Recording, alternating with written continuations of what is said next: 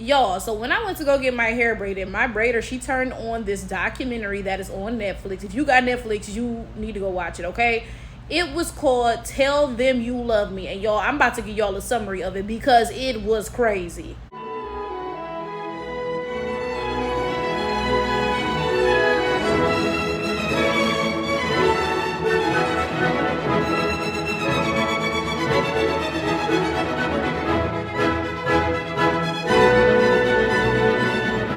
Now, let me reiterate, let me make it abundantly clear. This is a true story, okay? Like, this is not no made up nothing. This is a true story, okay?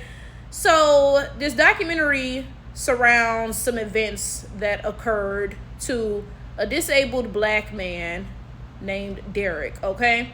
So, Derek has cerebral palsy, and according to his medical records, he is mentally retarded. I believe that's how they put it in his medical records. I was under the assumption that the R word was a slur, but I'm pretty sure they worded it that way in his medical records, right?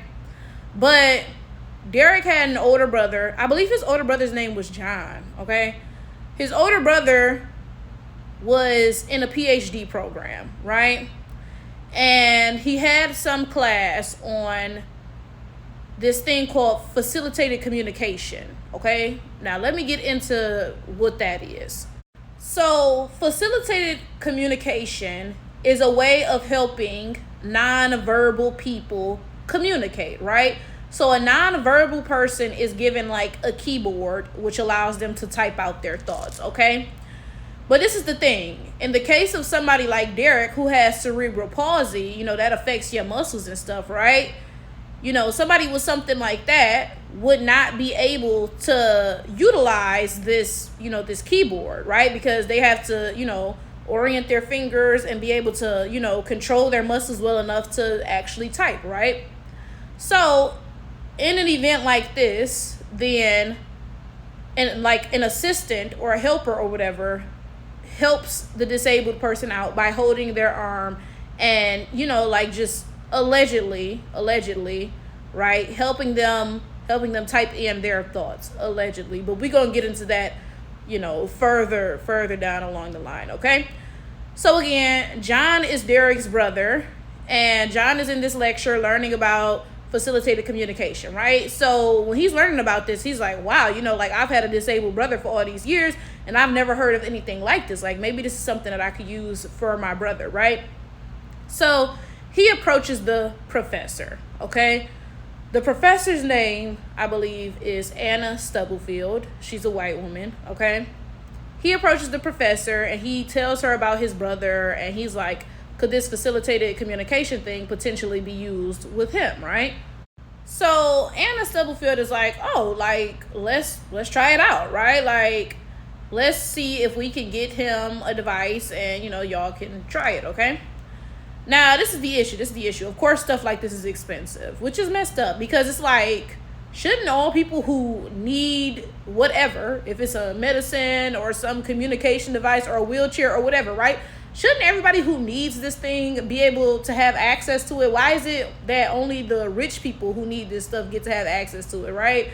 So, you know, Anna brought up the issue of cost, right? She was like, yeah, it's going to be super expensive for y'all to be able to get him whatever, right? So she was like, how about I work with your brother a little bit and gauge if he can even, you know, like benefit from this treatment. Not treatment, okay? Treatment's not the right word, but she said, you know, how about I work with your brother a little bit, see if he's even like a candidate for this thing, right? And then if he is, then, you know, then y'all wouldn't waste as much, you know, money and time and stuff figuring out if it turns out like, you know, he's not even eligible for this, right? So John is like, okay, cool, right? So Anna starts working with Derek using this facilitated communication device, right? Again, it's like a keyboard, you know, and the disabled person is assisted in using this thing, right? So she would hold Derek's arm and, you know, he would type out whatever. So it turns out Derek can utilize this device, right? I believe Anna was working with Derek for years, I believe, right? So then Anna goes ahead and she asks Derek, what do you prefer to be called, right? Like, I never even asked you, like, what you prefer to be called. And Derek responds to her. He says, "Oh, I guess he had a teacher at school some years ago, right?" And mind you, before people ask, like, "Huh, he went to school?" Yes, there are schools for people who are extremely impaired, right? Cognitively impaired. In fact, I went to Renaissance High School in Detroit, Michigan. What a lot of people don't know is that there's actually another school that shares Renaissance High School's building, right? So the school is called Jerry O. White, and they took up like half of the first floor, okay? And Renaissance students were not allowed to go through there. You know, you can't walk through Jerry O. White and be like, "Oh, I'm going to go out this exit." No, it was a separate school, right? And our lunchrooms were connected, but there was like a wall separating us, right? So the people at Jerry O. White were similar to Derek in the fact that they were extremely cognitively impaired and stuff, right? And yes, they went to school. And also when I was in elementary school, I went to school next to a school called Post School, which I believe was like the elementary school equivalent to Jerry O. White, right? But anyway, yes, these people, they do go to school, right? So Derek mentioned he had some school teacher years ago, and I believe this school teacher, they said, was the one who helped Derek learn how to walk, right? Now, I don't believe he was, completely 100% great at walking. Like, he would need to hold somebody for support, but that school teacher did help him learn how to walk, right?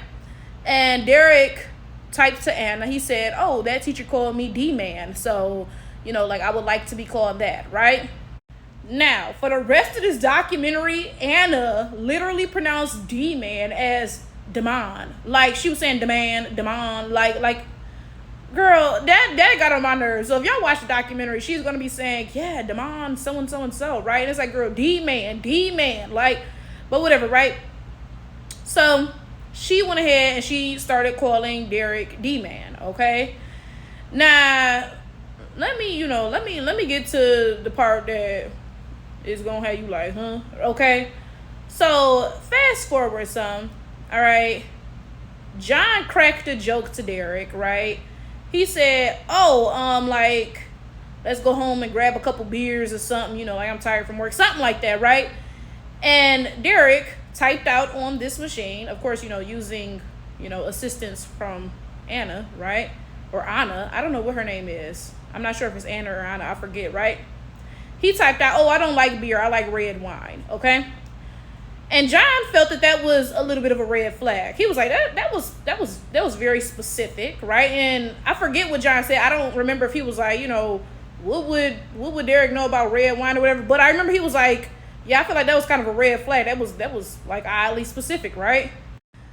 Then I believe they were having dinner or something. It was Derek, John, Anna, and Derek and John's mom, right? I forget Derek and John's mom. I'm gonna call her Miss Johnson, okay? So they were having dinner and they were eating something, and Anna said, "Oh, didn't you know that Derek is a vegetarian? Like, he told me he's a vegetarian, right?" Okay. So then again, John and the mom were like, "Huh?" Right? But okay, so let's get on with this story, okay? Because it's finna get real treacherous, okay? So one day, John is changing Derek's diaper, right?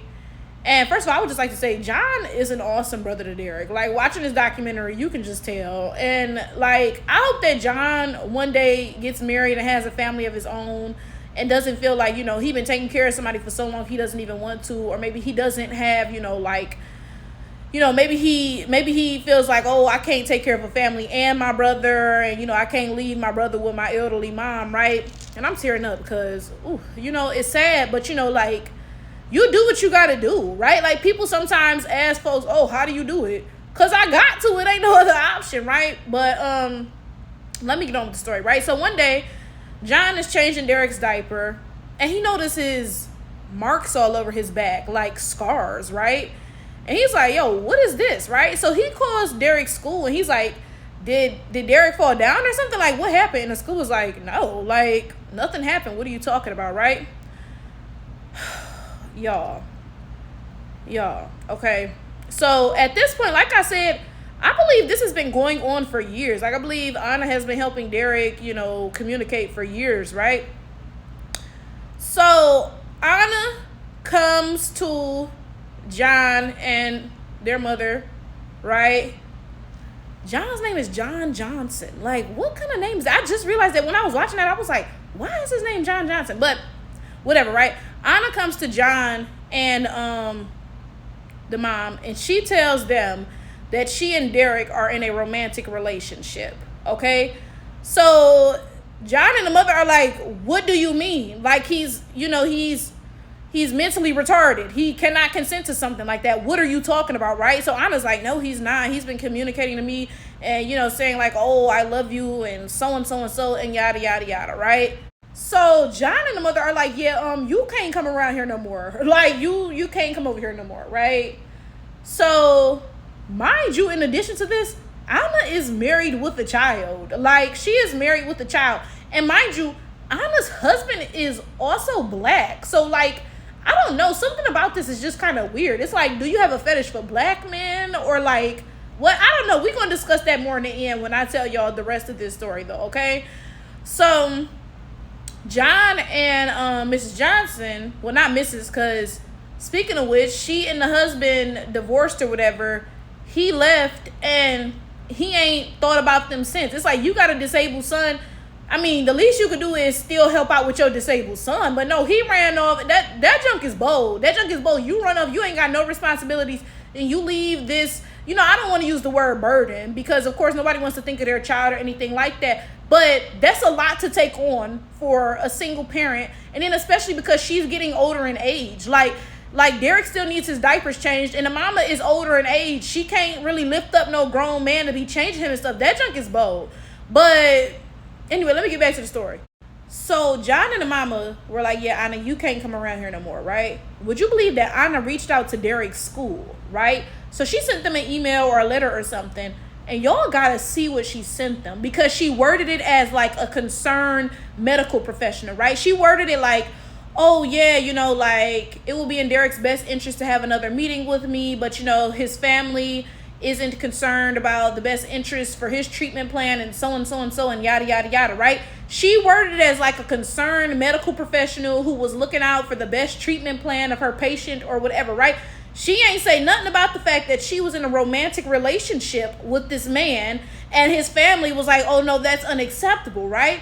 So I forget how John and the mama found out about Anna reaching out to the school. I don't know if the school told them or what, right?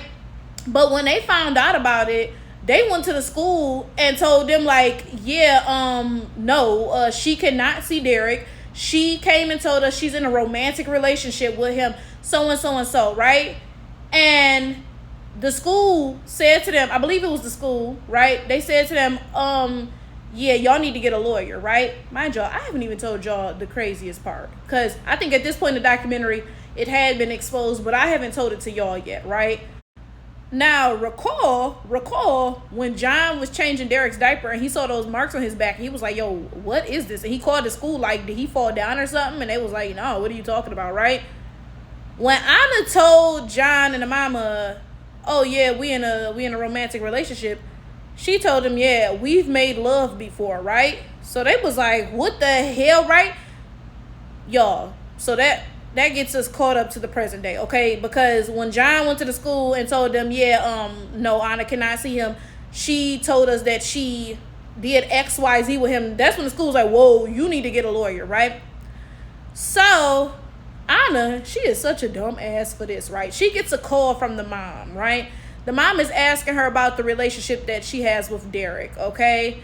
And it's very obvious. It's very obvious that the mom is recording this call or the cops are on the line or something. Because it's just like, it's so obvious. But Anna is a goofball. She like, and that's what I say. A lot of times white people think they smarter than black people. So it's real easy to, like, to trick them into whatever it is you need them to do. Because they in their minds, it's like, this person could never possibly outsmart me, right? Because, like, the mama called Anna like, yeah, like, tell me about your romantic relationship and how did y'all have sex and stuff, right? Anna's telling her, yeah, we did it in my office. I had like a yoga mat. I put it down on the ground and basically she got on top and rolled him, right? And that's why he had all those marks in his back because his back was literally digging into the ground, right? Y'all. So Anna's saying all this. it turns out the cops are on the line, okay? So, of course, this whole thing goes to trial at this point. So they call in this white man, right? And this white man, I think he's a doctor or something. I'm going to call him Dr. Chadsworth, right? He had done some studies on facilitated communication, right? And what he did was he showed pictures to the disabled person and to the person, holding their arm and helping them type, right? So the first picture he showed them both pictures of cups, right? And then he said, okay, go ahead, type that in for me. And, of course, cup was typed out, right? C-U-P. But then he showed the disabled person a picture of like a dog or something, right? And he showed the assisting person a picture of a shoe. And it said, okay, type this out for me. You would think the disabled person would type dog, right? Because that's what they saw, right? But no, instead they typed shoe. They typed what the assisting person saw. So that's when folks started to realize this facilitated communication thing is not actually the disabled people communicating. It's the person who's helping them just typing in, what they think and filling in the gaps of what they think the person might, say or whatever. Now, this is the thing. The person who was assisting may not have been intentionally doing this, right? They may not have intentionally been like, oh, I'm going to just say what I want to say and pretend it's that person, right? But due to whatever, I don't want to use the word biases, but due to whatever things you may be, experiencing or whatever, or seeing, or assumptions that you may make, right? Because say somebody says hello to the disabled person, right? You may assume, oh, well, they're going to say hi back or something, right? So you just type in hi, right? That's your subconscious and your assumptions, filling in gaps and stuff, right? That's not actually the disabled person communicating, right? So after these findings, facilitated communication was highly regarded as like BS, right? It's not even actually the disabled person typing, right? So then they also had Dr. Chadsworth mentally evaluate Derek, right? And Dr. Chadsworth came to the conclusion that Derek is, he's functioning on the cognitive level of somebody who is between like 6 and 12 months or something. So Dr. Chadsworth is like, Derek just doesn't have the cognitive capabilities to consent to a relationship or anything like that. Now, this is the crazy part. This is what just pisses me off about Anna, right?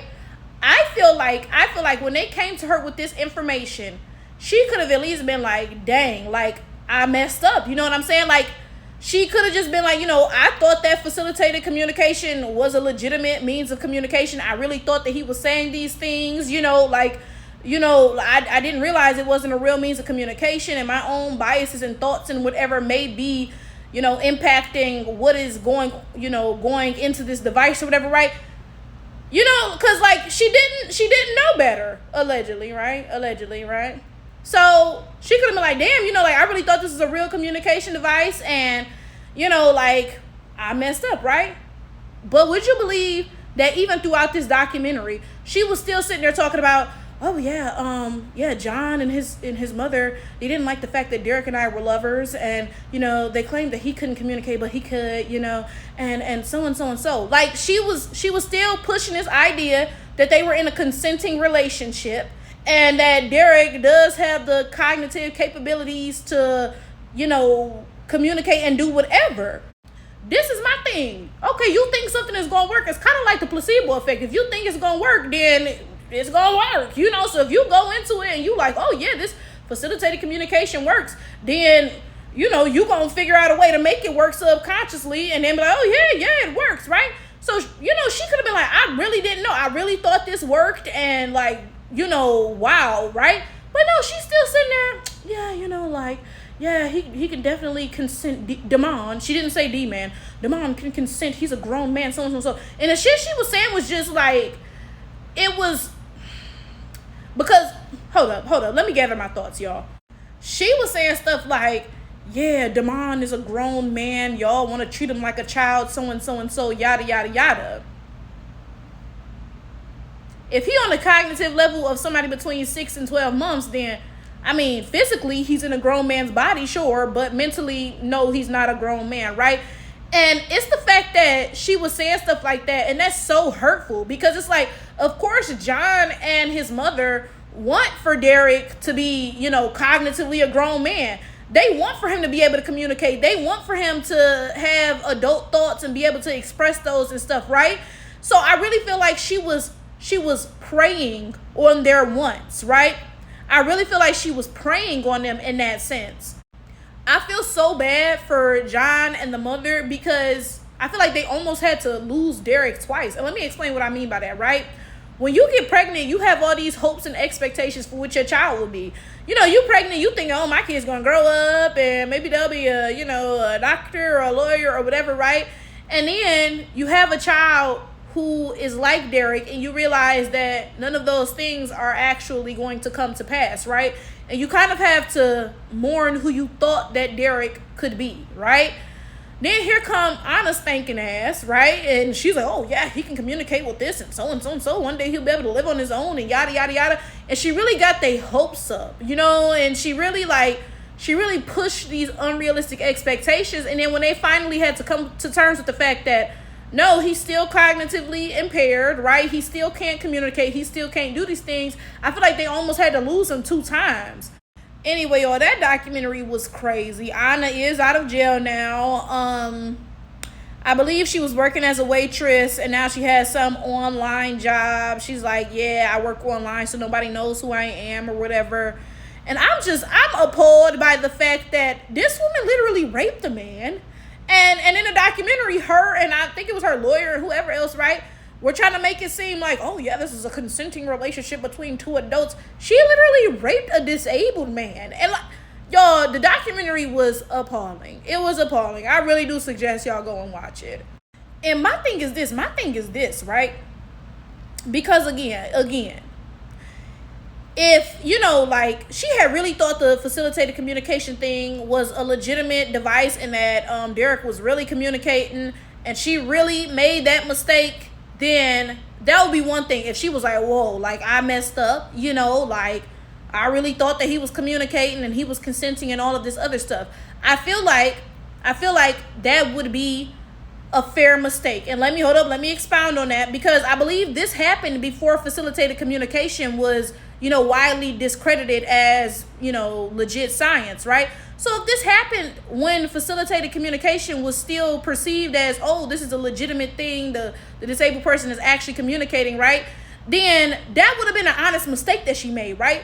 But the fact that they went and they showed that this is not a legitimate means of communication for disabled people, and that the person who is holding their arms ends up typing things that they want to type or whatever, subconsciously so, whatever. The fact that they showed all that, they proved all that, and she's still sitting there, nah, yeah, Damon, he loves me, so and so, yada yada yada. It's like, what? That's how you know. I feel like that she's like, let me find my words. I feel like that's how you know she's not coming with any innocent intentions. Okay, I think that's what I'm trying to say. Because if she going into this innocently, and it was like, oh snap, we had no idea that it wasn't actually him communicating, that'd have been one thing. But the fact that they proved that it was not him communicating, and she's still like, oh no, that just goes to show you, nah. And then you know what else?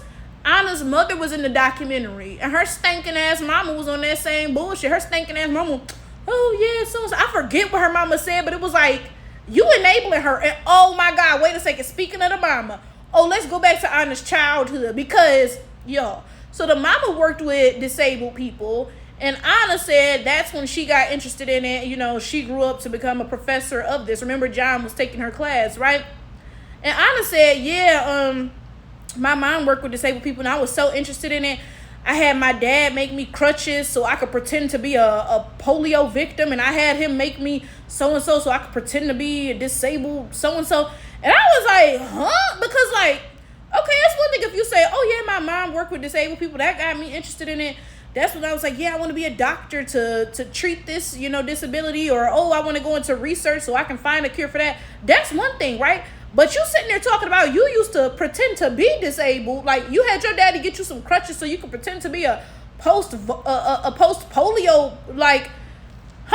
that's weird. That's giving fetishy. That's a fetish or something.